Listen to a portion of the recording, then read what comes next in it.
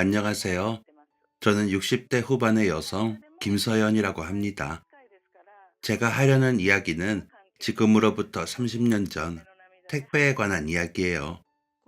1992년에 시작된 택배가 저희 가족에게 요긴하게 쓰였던 그때의 이야기죠.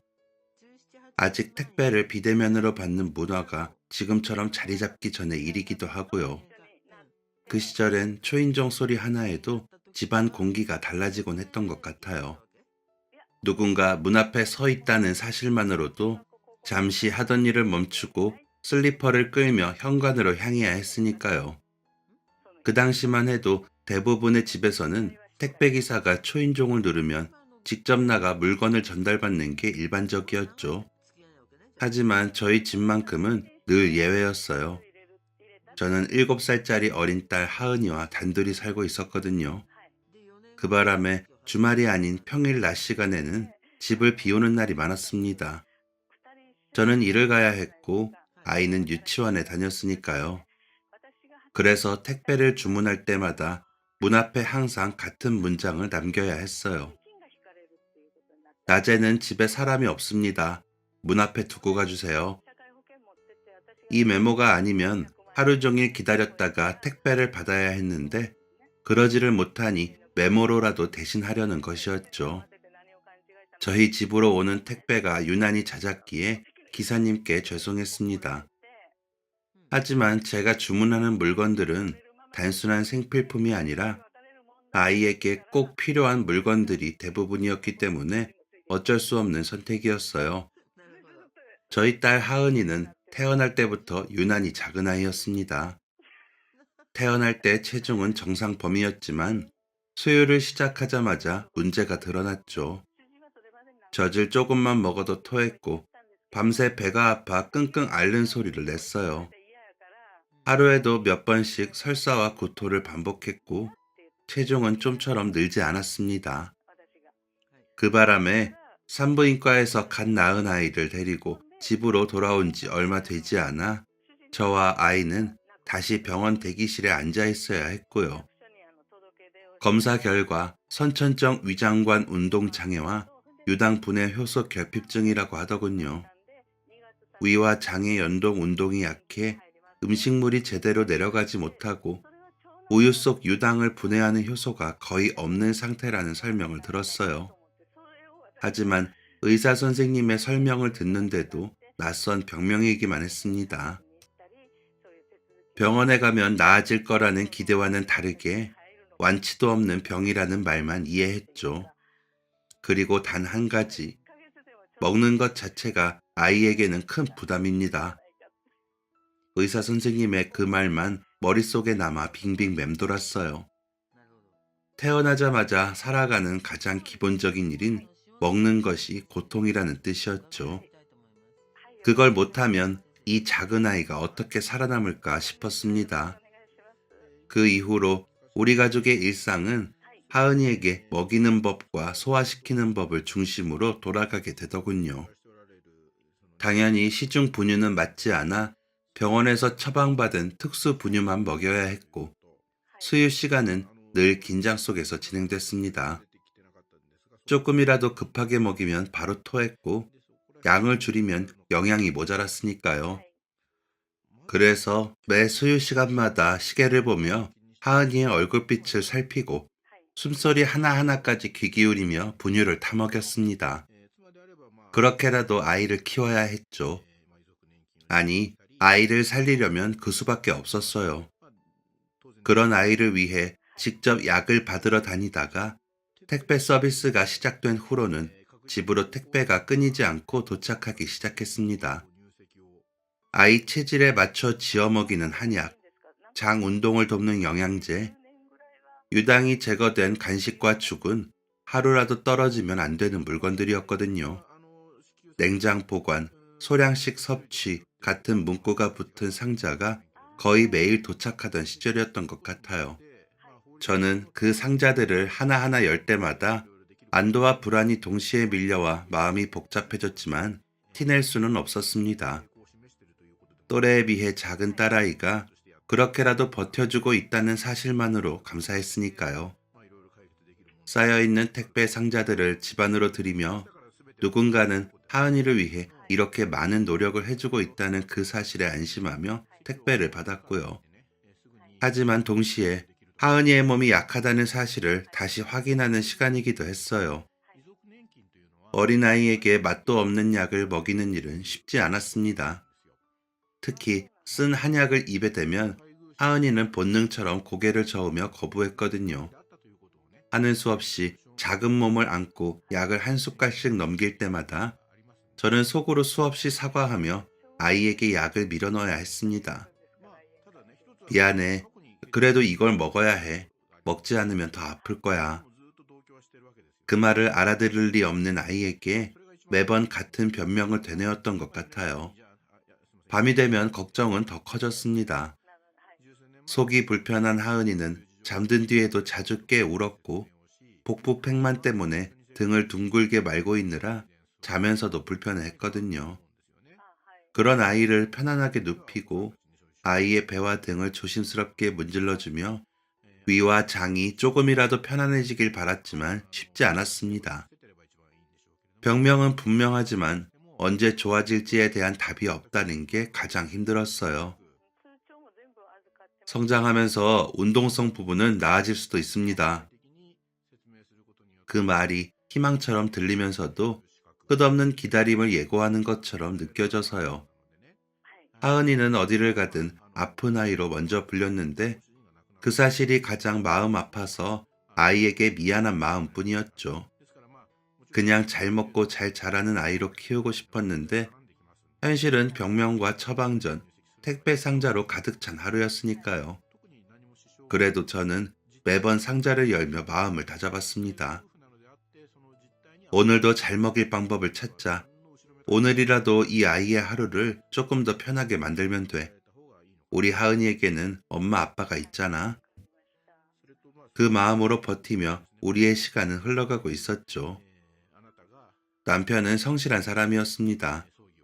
돈을 많이 벌지는 못했지만 어떤 일을 하든 늘 최선을 다했어요. 남편의 하루는 늘 비슷하게 시작됐던 것 같아요. 혹시 몰라 맞춰둔 새벽 알람이 울리기 전부터 늘 같은 시간에 눈을 떴고 아직 어둠이 남은 집 안에서 조용히 세수를 한 뒤 출근을 했죠. 혹시라도 새벽에 깼다가 다시 잠든 하은이를 깨울까봐 물소리도 최소한으로 줄이면서요. 출근 준비를 하다가도 부엌 한켠에 놓인 하은이 분유통을 한 번 더 확인하곤 했고요. 하은이 먹을 건 충분히 있지? 남편의 움직임에 눈을 뜬 저를 보며 묻던 남편의 그 말은 사실 제 마음을 살피는 질문이었던 것 같아요. 혹시라도 아이의 특수 분유가 부족해져서 제가 밤새 불안해했을까봐 늘 먼저 확인해주던 사람이었거든요. 그렇게 저를 배려해주던 남편은 결혼 후 몇 번이나 일을 옮겨 다녔습니다. 배움이 짧고 자격증도 없어 몸쓰는 일을 할 수밖에 없었는데 한 가지 일을 오래 붙잡진 못하더라고요. 그래도 맡은 자리마다 자기 몫의 무게를 피하지 않는 사람이었어요. 결혼 초에는 작은 인쇄소에서 일했는데 기계 돌아가는 소리가 하루 종일 귀에 남는 곳이라 가끔 귀가 먹먹하다며 웃곤 했어요. 잉크 냄새가 옷에 잔뜩 뺀 채 돌아와서는 늘 옷부터 벗어 세탁기에 넣으며 욕실로 향하던 사람이었죠. 하은이를 안아주기 전에 자신을 먼저 씻으려던 거예요. 건설 현장으로 옮겼을 때는 비 오는 날이면 장화를 신고도 진흙투성이가 되어 돌아왔고 여름이면 얼굴이 새까맣게 그을려 있었습니다. 손에는 늘 상처가 있었지만 괜찮아 라는 말만 반복하며 웃더라고요. 거칠어진 손으로도 하은이 배를 조심스럽게 문질러주던 사람이었어요. 그렇게라도 자신의 마음이 아이에게 전해지길 바랐던 것 같습니다. 하은이도 그런 아빠를 좋아했고 잘 따랐죠. 남편은 그런 하은이 덕분에 산다며 웃으며 아이와 놀아주었고요. 밖에서 아무리 힘들어도 하루 종일 아이와 집에만 있는 제가 더 힘들다며 집에 돌아와서는 아이를 남편이 봐주어 저도 한숨 돌릴 수 있었어요. 다니던 공장이 갑자기 문을 닫은 뒤에는 농수산물 물류 창고에서 일할 때는 말고요. 출하 시간을 맞추느라 밤낮이 뒤바뀌는 생활을 하다 보니 아이는 서운해했죠. 자기가 깨어있는 시간에 아빠가 잠을 자야 한다는 게 이해되지 않았던 모양이에요. 그런 아이의 마음을 헤아리듯 남편은 잠깐이라도 아이와 눈을 맞추고 대화를 나누려고 노력했어요. 아이는 아쉬워했지만 그런 남편의 시간에 행복해했고요. 상자를 옮기다 허리를 다쳤을 때도 남편은 병원에 가지 않았습니다. 지금은 쉬면 안 될 때잖아. 그 말의 의미를 저는 굳이 묻지 못했어요. 하은이의 약값과 특수분유값이 늘 우리 부부의 머릿속에 있었으니까요. 그러다 어느 날 남편이 말했습니다. 요즘 택배 일자리가 있대. 그 무렵 택배는 이제 막 사람들 사이에서 익숙해지기 시작한 일이었어요. 저도 차에 물건을 싣고 하루 종일 동네를 돌며 무거운 상자를 들고 계단을 오르내리는 일이라는 것 정도만 알고 있었죠. 아이 물건을 택배로 받았으니까요. 남편이 그 일을 시작한다는 게 걱정스러웠지만 잘 알아보고 결정하라는 말밖에는 할 수 없었습니다. 알았다고 답한 남편은 결국 그 일을 선택하더라고요. 필요한 물건이 제때 도착하는 것이 얼마나 중요한지 누구보다 잘 알고 있었기 때문에 그 일을 해보고 싶다면서요. 자신도 그 일을 하며 여러 사람에게 쓸모있는 사람이 되고 싶다고도 말했어요. 택배 일을 시작한 뒤 남편의 하루는 더 바빠졌습니다. 아침 일찍 나가 밤늦게 돌아왔고 손목과 허리에는 늘 보호대를 감고 있었죠. 하지만 이상하게도 표정만큼은 이전보다 더 단단해 보였습니다. 어느 날 저녁 남편은 조심스럽게 웃으며 말하더라고요. 오늘 어떤 집에 갔는데 문 앞에 메모가 붙어 있더라. 남편은 그 종이를 오래 들여다봤다고 하면서 낮에는 집에 사람이 없으니 문 앞에 두고 가달라는 문장이라고 했어요. 사는 게 바쁜 사람들이 시키는 게 택배라고 하지만 그 짧은 시간조차도 없을 만큼 바쁜 사람들의 삶이 안타깝게 느껴졌다고도 했죠. 그러면서 자신도 더 열심히 살아야겠다는 생각이 들었다고 하더라고요. 남편이 하루 종일 들고 다니던 상자들 속에는 누군가의 생필품도 있었고, 누군가의 약도 있었고, 누군가의 아이를 살게 하는 물건도 있었을 거라면서요. 그래서 상자를 함부로 내려놓지 않았고, 냉장 보관이라고 쓰인 박스는 특히 더 조심히 다뤘다고 하더군요. 어느 날 밤에 남편은 잠든 하은이를 한참 바라보다가 아주 작은 목소리로 말했어요. 그래야 우리 하은이도 잘 버티고 있어줄 것 같아서. 저는 남편의 말에 고개를 끄덕였습니다. 그 말이 위로인지 다짐인지는 구분할 수 없었지만 분명한 건 그 사람이 늘 자기 자리에서 할 수 있는 일을 다하고 있다는 게 느껴졌다는 점이었어요. 남편의 그 성실함이 상자 하나 한 번에 배송을 하면서 가진 정성만큼 조용히 우리 가족의 시간을 이어주고 있다는 것도요. 힘들지 않아? 지쳐 보이는 남편이 안타까워 제가 물으면 그는 늘 같은 대답을 했습니다. 힘들긴 하지. 그래도 할 수 있어.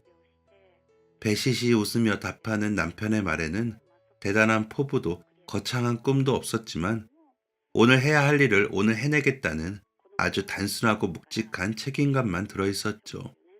퇴근하고 돌아온 밤에도 남편은 쉬지 않고 아이를 안아주었습니다. 작은 하은이를 안고 있는 제 팔이 조금이라도 덜 아프게 설거지도 해주었고 약을 데울 시간이 되면 겁먹은 아이 곁을 지켜주기도 했어요. 한약 냄새가 집안에 가득 차면 아이가 보지 않게 약을 저어주며 식혀주는 사람이었죠. 이 냄새가 나면 왠지 안심이 돼. 그렇게 말하며 어떻게 해서든 아이에게 잘 먹이려고 애쓰던 사람이었습니다. 하은이 컨디션이 안 좋아 밤새 울며 잠을 설칠 때면 다음날 새벽 출근이 있어도 남편은 아이 곁을 지켰어요. 아이의 등을 조심스럽게 두드리며 낮은 목소리로 자장가를 불러주면서요. 음도 박자도 맞지 않는 노래였지만 그 소리를 들으면 하은이는 이상할 정도로 조금씩 진정되며 울음을 멈추곤 했습니다. 그 모습을 보고 있으면 이런 생각이 들곤 했어요. 이 사람은 정말로 좋은 아버지가 되었구나. 남편이 그렇게 최선을 다해 주었기에 저도 견딜 수 있었습니다. 남편은 병원에 함께 갈 때도 늘 메모지를 들고 가서 의사 선생님의 말 한마디라도 놓칠까봐 질문을 미리 적어오고 들은 내용도 빠짐없이 적어왔죠. 제가 긴장해서 말을 잊을까봐 옆에서 조용히 도와주기도 했고요. 이 약은 언제까지 먹여야 하나요? 아이가 밤에 더 힘들어지는 이유가 있을까요? 한약도 먹고 있는데 병원 약이랑 같이 먹어도 괜찮을까요? 그 질문 하나하나에는 아이를 대신해 아파하고 싶은 마음과 아이를 대신해 걱정하는 마음이 담겨 있었습니다. 그러면서도 남편은 하은이 앞에서 절대 약한 모습을 보이지 않았어요. 아이가 토하고 울 때도, 병원비 고지서를 받아들었을 때도 늘 같은 웃는 얼굴로 아이를 안아주면서 달래줄 뿐이었죠. 하지만 모두 잠든 밤, 부엌불 아래에서 고개를 숙인 채 한참을 가만히 앉아있는 남편의 등을 저는 여러 번 보았습니다. 그 어깨가 지쳐 있었다는 걸 알면서도 저에게는 믿음이 있었어요. 힘들고 불안해도 이 사람은 도망치지 않는 사람이라는 믿음이요. 가족으로서 저와 아이 곁을 끝까지 지킬 사람이라는 믿음이었습니다. 비록 우리 결혼 생활은 돈은 늘 부족했지만 그 사람의 성실한 만큼은 단 한 번도 모자란 적이 없었으니까요. 그리고 그 성실함이 아주 천천히 조금씩 하은이의 하루와 우리 가족의 시간을 지탱해주고 있다는 것도 알고 있었습니다. 하지만 하은이가 5살이 되던 해 남편은 갑작스러운 사고로 세상을 떠났습니다. 성실했고 책임감이 강했고 가족을 위해서라면 쉬는 날에도 기꺼이 일하던 사람이었던 남편의 사고는 저희에게 너무 큰 충격이었어요. 세상이 무너진 것 같아 아무것도 보이지 않을 정도였죠. 사고가 난 날은 원래 남편이 오래간만에 쉬는 날이었습니다. 하지만 함께 일하던 동료가 몸이 좋지 않다고 연락을 했고 남편은 대신 일을 나갔죠. 그러고는 일하러 나간 그날 사고를 당하고 말았고요. 내일은 진짜 쉬는 거지? 너무 오랜만에 쉰다는 말에 제가 몇 번이나 묻자 남편은 웃으며 고개를 끄덕였어요. 응, 하은이랑 놀아주려고. 하은이는 그 말에 얼마나 좋아했는지 모릅니다. 아침에 눈을 뜨면 이미 비어있는 이불자리만 보던 날들이 계속 이어졌으니까요. 하은이는 전날부터 아빠랑 놀 거야 라는 말을 몇 번이나 했고 남편은 그 말을 들을 때마다 괜히 더 크게 웃었습니다. 그런데 새벽이 채 밝기도 전 남편의 휴대전화가 울렸어요. 벨소리는 짧았고 남편은 거의 반사적으로 전화를 받았던 것 같아요. 잠결에 받은 것 같았지만 전화를 끊고 난 뒤에 한동안 아무 말 없이 앉아있더군요. 무슨 일이야? 아이를 달래다 잠든 제가 깨서 묻자 남편은 잠시 망설이다 말했습니다. 같이 일하던 사람이 몸이 안 좋대. 오늘 물량이 많은데 대신 나와줄 사람이 없나 봐. 아무래도 나가봐야 할 것 같아. 어쩌지? 오늘은 쉬기로 했잖아. 하은이가 알면 엄청 올 텐데. 제가 그렇게 말하는 이유를 남편도 이미 알고 있었을 겁니다. 그래서인지 바로 대답하지 못하고 괜히 옷장만 열었다 닫았다 하더라고요. 조금만 도와주고 올게. 오전 물량만.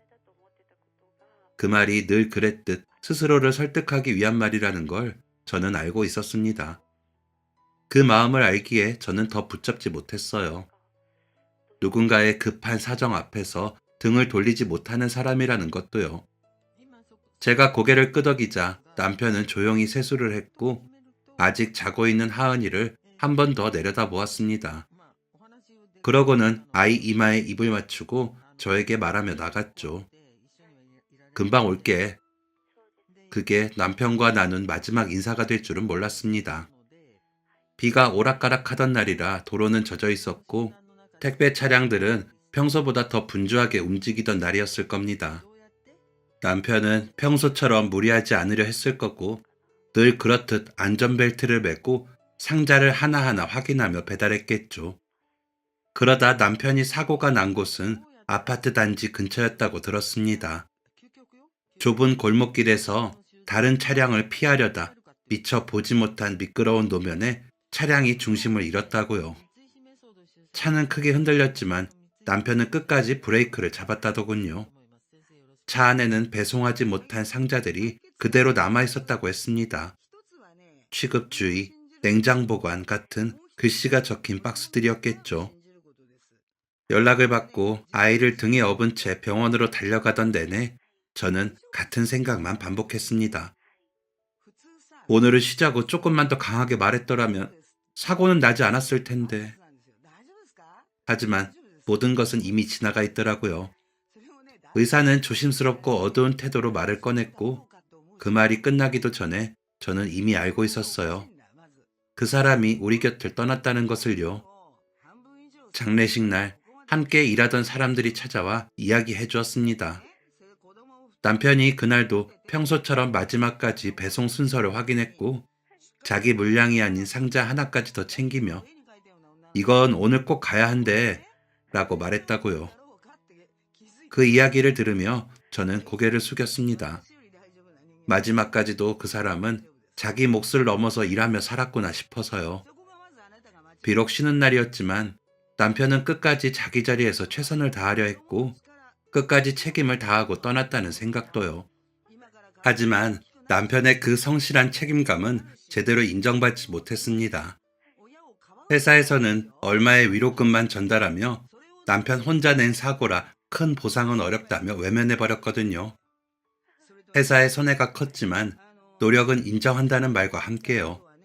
그리고는 손해배상을 하지 않게 해주는 게 최선이라고 하고는 돌아갔죠. 업무 중 불의의 사고라는 말만 남긴 채 더 깊은 이야기는 하지 않았고 그렇게 남편의 장례는 치러졌고요. 집으로 돌아와 텅 빈 현관을 바라보며 저는 그날 아침의 마지막 말을 떠올렸습니다. 금방 올게. 장례를 치르는 동안 저는 아이 앞에서 울지 않으려 애썼지만 결국 몇 번이나 대성통곡을 하고 말았는데 그래도 눈물이 나더군요. 남편이 더 이상 우리 곁에 없다는 사실이 견딜 수 없더라고요. 그리고 남편이 떠난 자리에서 저 혼자 아이를 지켜야 한다는 생각에 남편 몫까지 잘해낼 수 있을지 감히 가늠조차 할 수 없었죠. 아이는 아빠가 더 이상 집에 오지 않는다는 말에 눈물을 뚝뚝 흘렸습니다. 그런 아이를 안고 달래며 그 와중에도 약을 먹이고 한약을 데웠어요. 그래야 하은이가 하루를 또 견딜 수 있었으니까요. 하은이에게 약을 먹이면서 절대 무너지지 않겠다고 다짐했습니다.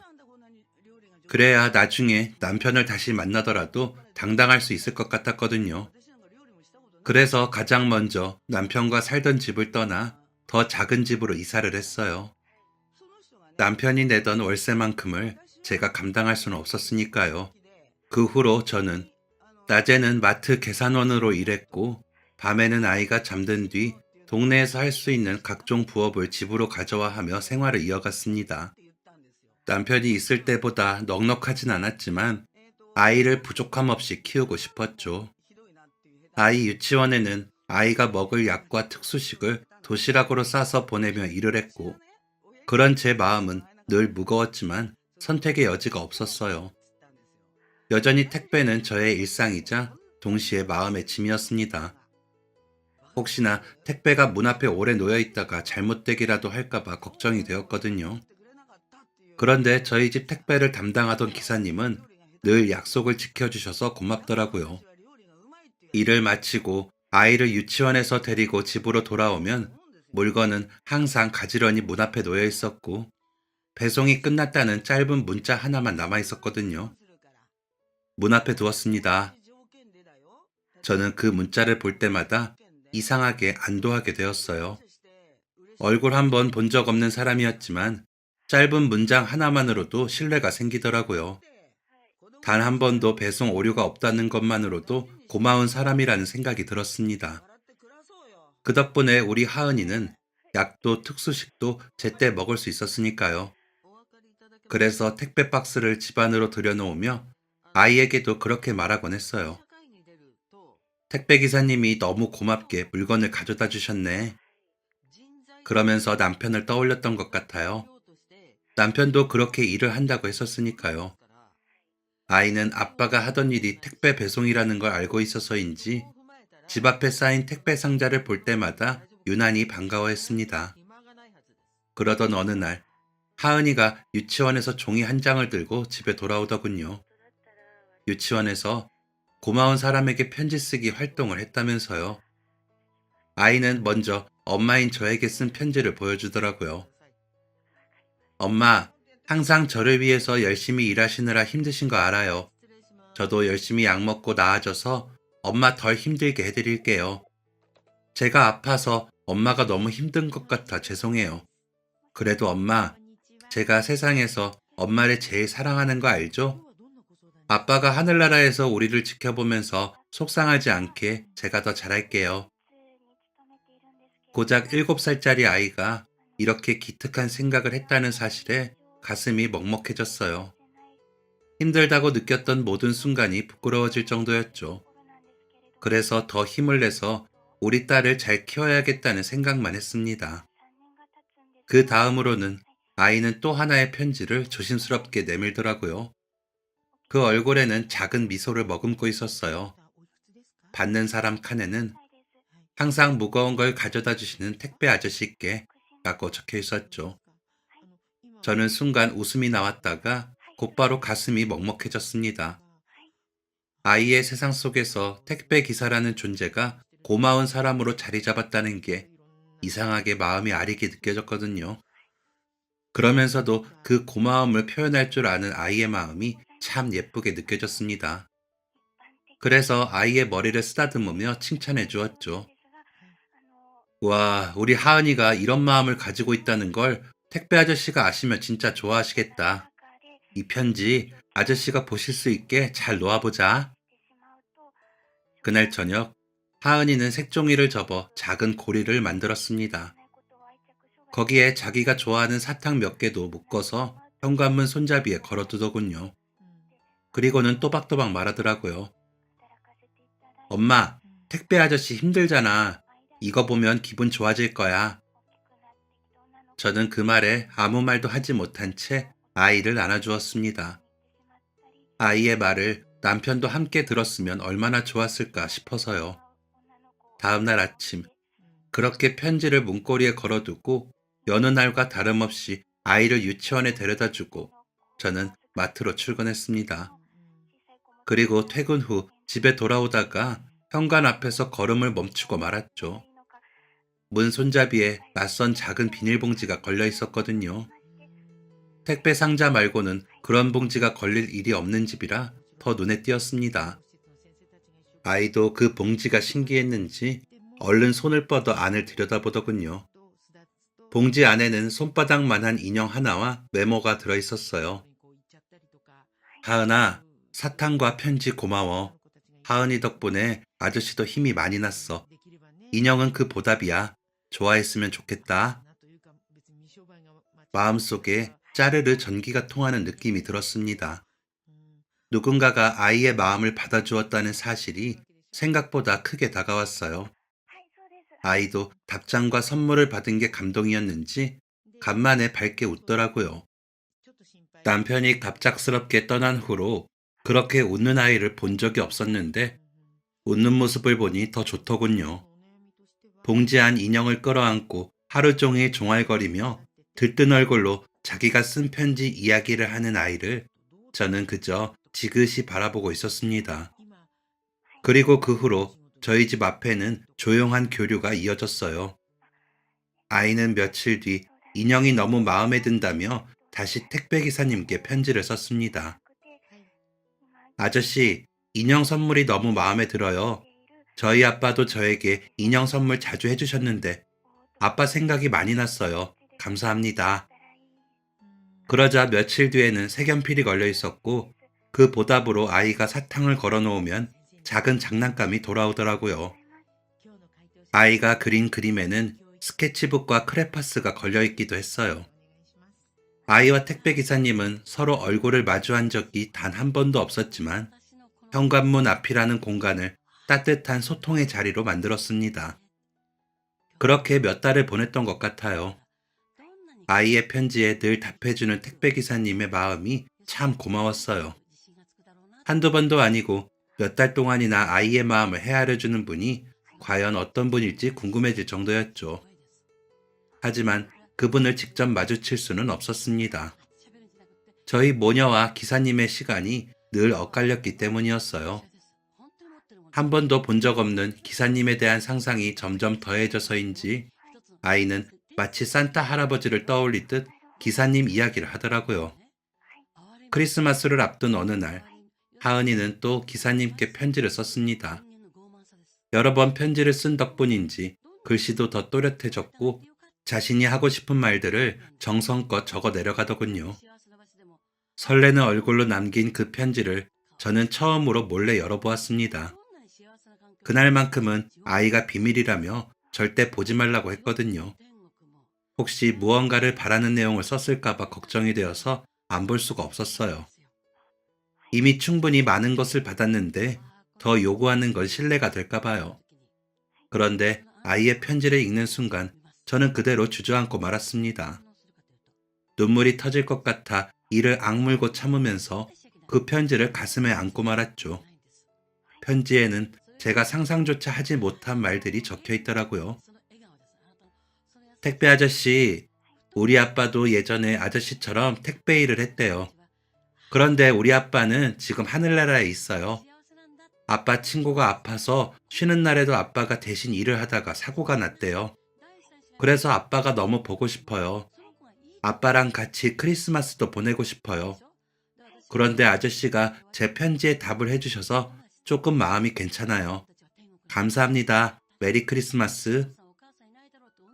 그 편지를 읽고 손이 굳어버리는 느낌이 들었습니다. 남편의 사고 이야기를 아이에게 자세히 해준 적은 없었는데 아이가 제 생각보다 훨씬 많은 걸 알고 있다는 사실이 너무 아팠어요. 아이의 단편적인 기억들을 이어붙였지만 진실에 아주 가까운 내용을 정성스럽게 적어 놓았더라고요. 편지를 아이가 두었던 그 자리에 그대로 두고 그날 밤 저는 좀처럼 잠들지 못했습니다. 그렇다고 편지를 치워버리면 답장을 기다릴 아이가 실망할 것 같아서 편지를 치우지도 못하면서요. 아이 이야기라 해도 낯선 사람과 너무 많은 이야기를 나누는 건 아닐지 걱정도 되었어요. 하지만 그 걱정보다도 아이가 더 이상 상처받지 않기를 바라는 마음이 더 컸습니다. 그래서 편지를 옮기지 못한 채 마음만 불편했죠. 아이는 다음날 아침 집을 나서며 다시 한번 편지를 확인하더니 환하게 웃으며 유치원에 갔습니다. 그리고 며칠 뒤 늦은 밤중 새벽이 다 된 시간에 갑자기 문을 두드리는 소리가 집안을 울렸어요. 쾅쾅쾅. 심장이 내려앉는 느낌으로 큰 소리에 놀라 잠에서 깨어 시계를 보니 시간은 새벽 2시 17분을 가리키고 있더라고요. 낯선 사람이 문을 두드리는 소리에 긴장한 채 혹시 아이가 깰까봐 아이 귀를 막고 대답도 하지 못하고 있는데 낮고 떨리는 목소리가 들려왔죠. 죄송합니다. 저 택배기사입니다. 문 좀 열어주세요.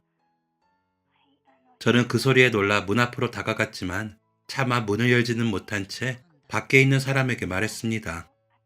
택배기사님이 아닐 거라는 의심이 먼저 들었거든요. 이 시간에 무슨 일이세요? 경찰에 신고할 거예요. 얼른 돌아가세요. 그런데 이어서 문 밖에 남자가 말을 꺼낸 순간 저는 다리에 힘이 풀려 그 자리에 주저앉고 말았습니다. 저 정우와 함께 일하던 사람이었습니다. 하은이 편지를 보고 알게 됐어요. 알고 나서도 모른 척 할 수가 없어서 왔습니다. 그리고 사실 그 뒤에 이어진 이야기는 제가 상상할 수 없었던 내용이더군요. 남편 사고 당일 원래 그 배송 코스가 자신의 것이었다는 말까지 듣고서야 저는 문을 열었습니다. 문을 열자 기사님은 고개를 숙인 채 계속 죄송하다고 말하더군요. 몸은 부들부들 떨고 있었고요. 저는 그 모습을 가만히 바라보고만 있었습니다.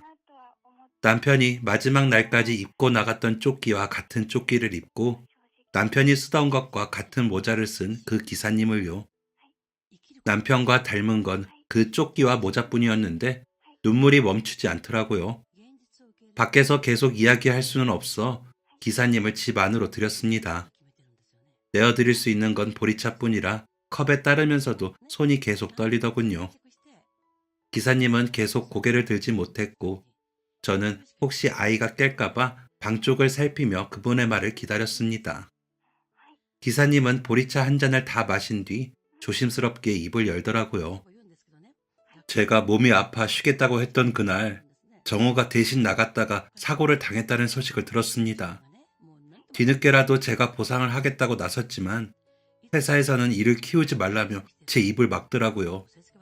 그때 저는 일자리를 잃을까 두려워 아무 말도 하지 못했어요. 저도 아이가 셋이나 있거든요. 정호 장례식에 가려 했지만 죄책감 때문에 그마저도 하지 못했습니다. 정호의 가족을 떠올릴 때마다 숨이 막힐 것 같았지만 찾아뵐 생각도 못했어요. 기사님의 말은 거기서 멈췄고 방 안의 공기도 한동안 움직이지 않았습니다. 보리차가 담긴 컵에서 김이 완전히 사라질 때까지도 저는 아무 말도 하지 못했어요. 한참이 지나서야 제가 입을 열었죠. 남편이 집안 형편 때문에 남의 일이어도 대신 해주는 사람이 된 것 같아요. 그날도 겨우 쉬는 날이라 아이와 놀아주기로 했는데 연락을 받고 나갔죠. 몸이 안 좋다던 동료가 맘에 걸린다면서요. 그때 제가 말렸어야 했는데 기사님은 그제야 고개를 아주 조금 들어 저를 바라보셨습니다. 눈은 빨갛게 충혈돼 있었고 눈가가 젖어 있더군요. 맞아요. 정호는 항상 그랬습니다. 자기 손해보는 건 전혀 계산하지 않고 남들 힘든 건 그냥 못 본 척을 못했어요. 그래서 무슨 일이 생기면 다들 정호를 찾았죠. 그러다 정호가 그런 사고를. 그 말을 듣는 순간 저는 웃음인지 울음인지 모를 숨을 내쉰 것 같아요. 집에서도 똑같았어요. 하은이 약 먹이는 것도 밤에 열 오르면 안고 서성이는 것도 늘 남편이었거든요. 제가 힘들까 봐요. 자기는 새벽 일찍 배송 나가야 하면서도요. 기사님은 고개를 끄덕이며 손으로 얼굴을 감싸주었습니다. 배송할 때도 그랬어요. 무거운 물건 있으면 꼭 먼저 나서서 들었고 어르신 댁이면 배송 시간이 늦어져도 직접 문 앞까지 가서 꼭 뵙고 놓고 왔습니다. 회사에서는 시간 맞추라고 재촉해도 웃기만 하면서 항상 사람이 먼저지 라고 하던 게 정호였죠. 그 말이 제 가슴을 세게 누르는 것 같더라고요. 제가 알던 남편, 아이가 알던 아빠, 그리고 기사님이 기억하는 동료의 모습이 하나로 겹쳐졌거든요. 그 모두가 저희 남편이었으니까요. 하은이는 아빠가 택배 일을 했다는 걸 너무 자랑스러워했어요. 약 때문에 우리 집에 가장 많이 오는 게 택배라서 그랬던 것 같아요. 아빠는 힘들어도 다른 사람 도와주는 일 하는 거야 라는 말을 남편이 했는지 기억하더라고요. 제 말에 기사님의 어깨가 크게 한번 흔들렸습니다. 참고 있던 울음이 새어나온 것 같았어요. 그랬을 거예요. 정우가 한 번은 물건을 싣다가 잠깐 쉬면서 그러더라고요. 제가 물어봤거든요. 왜 그렇게 힘들게 요령도 안 피우고 일하냐고요. 그랬더니 딸아이 이야기를 하더군요. 자기가 어려운 고객님께 최선을 다하면 그 복이 아픈 딸아이에게 가서 얼른 나을 것 같다고요. 딸이 어디가 아픈지도 말해줬고요. 그래서 이 집에 택배를 놓을 때마다 더 마음이 쓰였어요. 정우 생각이 났거든요. 정우가 말했던 물품들이었으니까요. 그러더니 기사님은 고개를 숙인 채 어깨를 들썩이며 울기 시작하셨습니다. 그 모습을 바라보다가 저도 결국 눈물이 터져 울고 말았죠.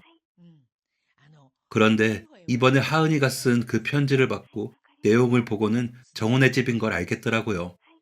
그리고 모른 척을 못했습니다. 원래처럼 아이에게 답장을 쓰려고 했는데 도저히 못 쓰겠더라고요. 그렇다고 사실대로 쓰면 이 아이가 혹시 저를 미워하게 될까봐 그 생각을 수백 번 했습니다. 며칠 동안 일도 손에 잡히지 않았어요. 그래서 이렇게 왔습니다. 일이 끝나는 대로 오느라 너무 늦은 시간이지만 오늘이 지나면 제가 다시 겁을 내고 오지 못할 것 같았습니다. 저는 그런 기사님께 천천히 고개를 저어 보였어요. 하은이는 기사님을 미워할 수 없어요. 남편과 꼭 닮은 아이거든요. 아마 기사님이 몸이 아파서 남편이 대신 일을 했다는 걸 알았어도 기사님을 미워하지 않았을 거예요. 기사님 덕분에 행복했던 그 시간을 아이는 잊지 않았을 테니까요. 그리고 남편은 그날 빠진 사람이 기사님이 아니었어도 같은 선택을 했을 거고요. 제 목소리는 떨렸지만 그 감정은 분노가 아니라 이상하리만큼 확신에 가까웠죠. 기사님은 그제야 제 눈을 똑바로 마주 보시더라고요. 정우가 하늘에서 저를 욕하고 있을까봐 그게 제일 무서웠습니다.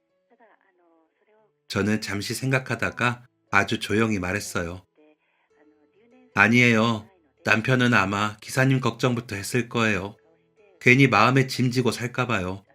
그러니 저희 남편이 좋은 곳에서 행복하기를 바라주세요. 그 사람 이제라도 쉴 수 있어서 다행이잖아요. 그 말에 기사님은 결국 고개를 숙인 채 울음을 터뜨렸습니다. 소리를 내지 않으려고 이를 꽉 깨문 울음이었죠. 그 순간 방 한쪽에서 아이가 뒤척이는 소리가 나더라고요. 저는 본능처럼 몸을 일으켜 아이를 살폈고 다행히 아이는 깊이 잠들어 있었습니다. 그 모습을 본 기사님이 떨리는 목소리로 말하셨어요. 하은이는 정말 밝은 아이더군요. 글만 봐도 알 수 있었습니다. 택배 물품을 보며 아픈 아이라는 걸 짐작했기에 마음이 더 쓰였고요. 그런데도 편지에 아빠 이야기를 하면서 단 한 번도 원망하는 말을 하지 않았다는 게 지금 생각해도 참 기특합니다. 그 말을 듣는 순간 저는 문득 깨달았습니다.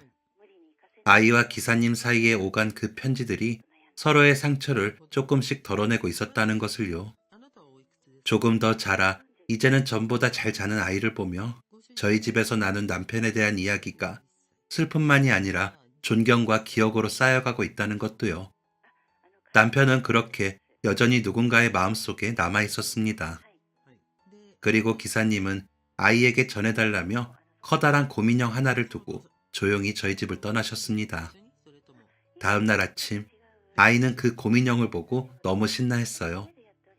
저는 다른 설명은 하지 않고 기사님이 선물로 주고 가셨다고만 말했죠. 아이는 감사 편지를 쓰겠다며 또 기사님께 편지를 썼습니다. 그런데 그 편지는 계속 저희 집 문 앞에 그대로 있더라고요. 제가 주문한 택배는 하나둘 도착했지만 그 편지는 하루가 지나도 이틀이 지나도 그 자리에 있었죠. 아이는 집에 돌아올 때마다 문 앞에 편지가 있는지 확인했습니다. 택배 상자가 있는데도 아직 편지가 그대로 있는 걸 보고는 잠깐 입술을 삐쭉 내밀었다가 아무 일 없다는 듯 신발을 벗고 들어왔어요. 하지만 저는 알 수 있었습니다. 아이의 마음이 그 편지 하나로 오르락 내리락 하고 있다는 걸요. 현관 쪽에서 작은 소리만 나도 괜히 심장이 먼저 반응했고 발걸음이 멈추는 소리만 들려도 귀를 기울이고 있다는 것도요.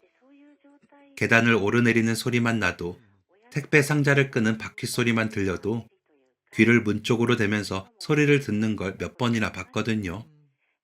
아이는 더 이상 새로운 편지를 쓰진 않았지만 선물 받은 곰인형에게 속삭이듯 말하곤 했습니다. 조금만 기다려. 기사 아저씨가 꼭 다시 오셔서 편지 봐주실 거야. 그 모습이 마치 인형과 함께 기다리는 것처럼 보였어요. 그런 아이를 바라보며 저 역시 기사님을 기다리게 되었습니다.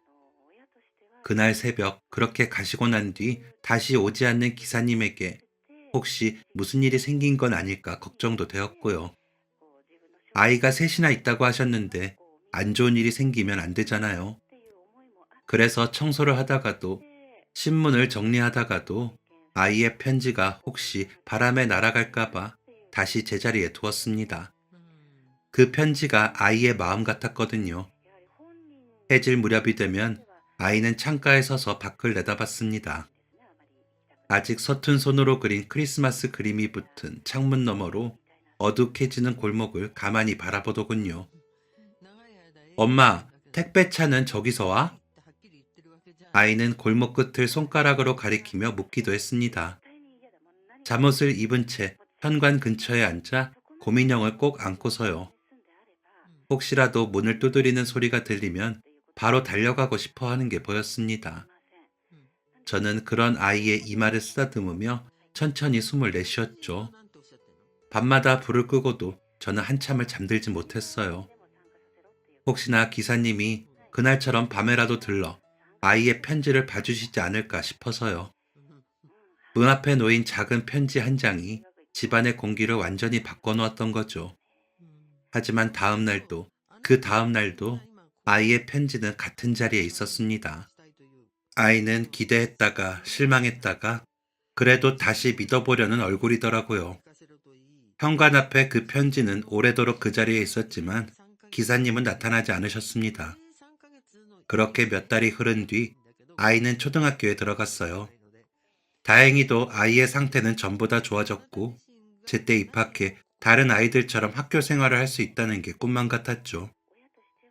물론 여전히 특수식 도시락을 싸야 했고 무리한 체육 활동은 할 수 없었지만요. 아이는 학교 생활을 즐거워했고 그러면서도 정기적으로 병원에 가는 날이면 아이와 저는 늘 긴장해야 했습니다. 혹시나 상태가 나빠졌다는 말을 들을까 봐서요. 그러던 어느 날 저녁을 먹고 정리하는데 초인종이 울렸습니다. 아이가 달려나가 누구세요? 라고 묻고 문을 여니 양복을 입은 남자가 서 있더군요. 그 남자는 아이를 보며 반갑게 인사하더라고요. 하은아, 안녕. 내가 택배 아저씨야. 잘 있었어? 그 목소리에 놀라 나가보니 정말 기사님이 문 앞에 서 계셨습니다. 전보다 훨씬 단정하고 환해진 모습에 제가 놀라자 기사님은 웃으며 아이에게 주려고 샀다며 꽃다발을 내미셨죠. 이건 하은이 아빠가 하은이에게 주고 싶을 것 같아서 아저씨가 대신 샀어. 학교 가기 전에 주고 싶었는데 그동안 일이 많아서 이제야 왔네. 그리고 기사님은 택배 일을 그만두고 회사의 은폐를 고발했다고 하시더라고요. 기사님이 모은 증거를 가지고 조사 끝에 회사는 책임을 인정했고 그 결과 저와 아이가 보상금을 받게 됐다는 말도 전해주셨죠. 회사가 끝까지 감추려 했던 진실은 차량 결함이었다고 하시더군요. 그래서 처음부터 회사에 책임이 있었던 사고였다는 말도 하셨어요. 그런데도 회사는 제대로 검진도 하지 않았다는 그 사실을 숨긴 채 차량을 계속 운행했던 겁니다. 기사님은 그날 자신이 아프지 않았다면 사고를 당한 건 자신이었을 거라며 그 사실을 알고도 나서지 않았던 자신이 너무 비겁하게 느껴졌다고 했습니다. 그래서 회사를 고발하셨다고요.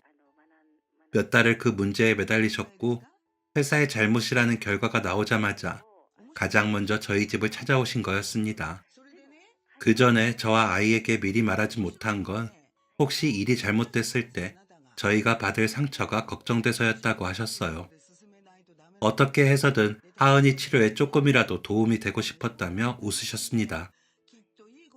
이렇게라도 하은이랑 재수 씨께 도움을 드릴 수 있어서 정말 다행입니다.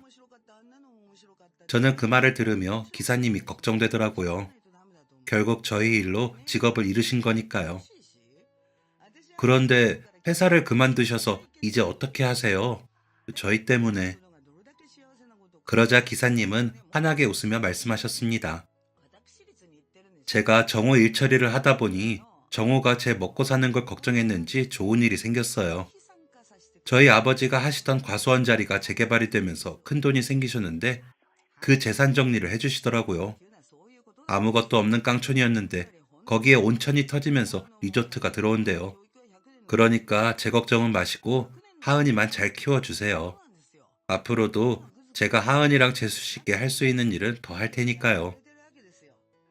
기사님 말씀대로 며칠 뒤 보상금이 나온다며 보험회사에서 사람들이 찾아와 남편의 사고에 대해 다시 한번 설명을 해주었어요. 그리고 며칠 후 제 평생 상상해 본 적 없는 돈이 통장에 입금되었죠. 그 덕분에 저는 더 이상 밤늦게까지 무리하지 않아도 되었습니다. 아이 학교와 더 가깝고 조금 더 편리한 집으로 이사도 했어요. 그런 저희 모녀를 기사님은 잊지 않고 종종 찾아주셨습니다.